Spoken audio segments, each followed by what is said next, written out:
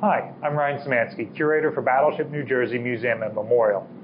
Today, February 3rd, is the anniversary of the sinking of Dorchester, an Army transport which accounted for the single greatest loss of life for the U.S. Army during World War II during a transport operation.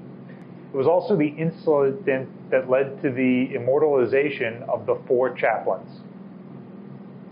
We are in the chapel on Battleship New Jersey, which was added to the after mess deck roughly around 1988-1989, when the reinstallation of spaces for an admiral and his flagstaff bumped the chapel out of the former warrant officer's space back to the mess deck. Throughout most of the ship's career, there wasn't a chapel on board, and religious services were performed either out on deck, on the fantail or the bow, or more commonly in the mess spaces. By the 1980s, at least, a chapel space had been established on board the ship. Throughout the ship's entire service, there were at least 2 chaplains assigned who were in charge of welfare and morale of the crew. And they maintained, among other things, the ship's library and the ship's closed-circuit television system and programming. Dorchester was originally a civilian passenger steamship, and many of the passenger services in the United States, as with other countries, were subsidized by their governments so that they could acquire ships and operate them, so that in wartime, the government could take over those ships for troop transport duties. Many of these civilian passenger liners could attain high speeds, and the United States had a remarkable record of transporting troops overseas during World War II. There were only a small number of incidents throughout the war where troop ships were lost with any significant loss of life. One in April of '44 had Army Air Corps personnel bunked out on a ammunition ship, which was something that should have never happened, and then Dorchester herself. Dorchester was taken over for military service, or I should say repurposed for military service, at the beginning of World War II, when the United States entered at least. Normally, she could hold 314 passengers, but she was modified to hold 751 troops, approximately 130 sailors, who were mostly her pre-war civilian crew, as well as 23 Naval Guard personnel who manned the 6 guns that were added to the ship. A 4-inch gun at the stern for shooting any U-boats that might be chasing them, a dual-purpose 3-inch gun at the bow, and 4 20mm machine guns. None of these weapons came in use. On the night of February 3rd, Dorchester was part of convoy SG-19, which comprised herself, 2 cargo ships, and 3 Coast Guard cutters escorting. The Coast Guard cutters were aware that U-boats were in the area, and Captain Danielson of Dorchester was no slouch. He was an experienced sailor, and he had ordered the crew of his ship and the passengers being transported to sleep with their clothes on and to sleep wearing their life vests. Many of the Army personnel were berthed in holds which were near the ship's triple expansion engines, a 220-pound steam system. These engines by World War II were only capable of about 13 knots, so they're nowhere near as fast as the larger passenger liners, and they put off a tremendous amount of heat. So many of the sailors in the hold, despite it being 36 degrees outside, 34 degrees in the water, and the middle of winter in the North Atlantic, were undressed and did not have their life vests on them because they're uncomfortable to sleep in. U-boat U-223 was on her first war patrol when she spotted the American convoy. A single torpedo fired by U-223 hit Dorchester and sunk her within about 23 minutes. The hit managed to take out the engine room, which disabled the ship's boilers, killing power to the ship and preventing the ship to signal 6 blasts on the ship's whistle to signify abandoned ship. The signal was probably unnecessary because when the ship went black, many of the over 900 people on board panicked and started to try and evacuate in complete darkness. They were not able to find warm weather gear or their life jackets and went to deck. The ship started to roll over and many of her lifeboats were unusable. She did nominally carry enough boats for everybody on board, but there were not enough serviceable as the ship sank.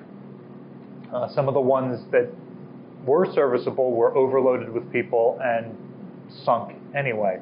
In the end, 675 out of the 904 people on board the ship died when the ship went down.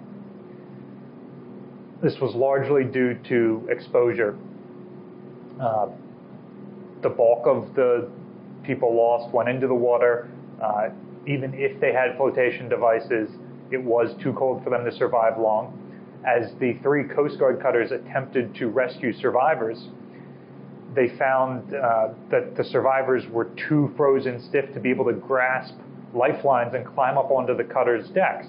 And so this was one of the first incidences of professional rescue divers being employed to rescue men in the water. But with over 900 men in the water, there just weren't enough rescue divers to grab everyone. And those rescue divers faced the same exposure conditions that the men in the water did. This is the stage onto which the 4 chaplains step out on. These 4 men had all joined the military in 1942 following the attack on Pearl Harbor. They'd all joined the Army and they were all clergy for various denominations. They went to a variety of Army chaplain schools and postings, and they all ended up at the chaplain school at Harvard University shortly before being put on Dorchester to go to Greenland and then on to other areas in the European theater of operations. The 4 chaplains were Lieutenant George Fox, who was a Methodist.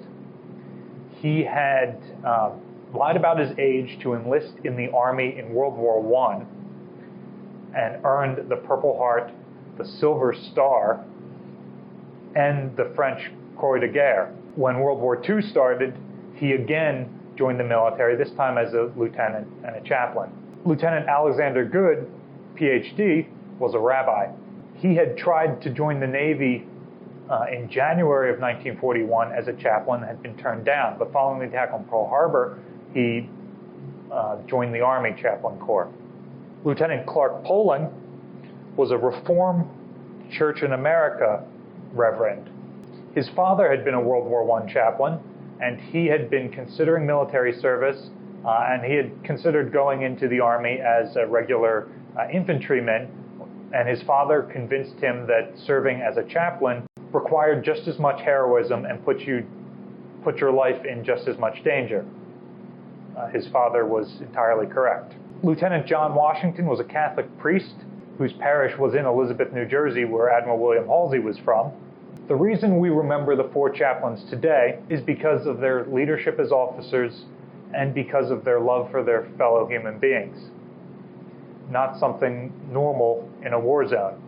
The 4 chaplains made it to the ship's boat deck with their life vests on, but seeing the panic and disorganization all around them, they helped their fellow sailors and soldiers get life jackets and get into boats. When all the life vests had been handed out, each of the 4 chaplains handed over their own, virtually ensuring that they wouldn't make it. As the ship sunk, survivors recount that the 4 chaplains locked arms and prayed and sang hymns for each of their various denominations as the ship went down. None made any attempt to save themselves, and their sacrifice is remembered in a number of survivor accounts. For their heroism, each of the 4 chaplains was awarded a Purple Heart, a Distinguished Service Cross, and posthumously they were petitioned to receive the Medal of Honor. The Medal of Honor is only awarded to people who are killed in combat. So arguably being sunk by a U-boat is dying in combat. However, Congress chose instead to recognize them for a unique award, the Four Chaplains Medal, which is supposed to have the same equivalence of the Medal of Honor and is only awarded to those four men. Thanks for watching today and remembering the Four Chaplains with us. Do you have any experience with military chaplains? Let us know in the comment section down below. My father's parish, St. Luke's in Edgemere in Maryland, was presided over by a chaplain, Monsignor Lizer. Battleship New Jersey receives operating support from the New Jersey Department of State, from the Four Chaplains Association, and also from viewers like you. If you would like to support the museum or our YouTube channel, there are some links in the description for ways you can donate. Remember to like, share, and subscribe. We try to put out new content several times a week, and that way you'll get notified when it comes out. Thanks for watching.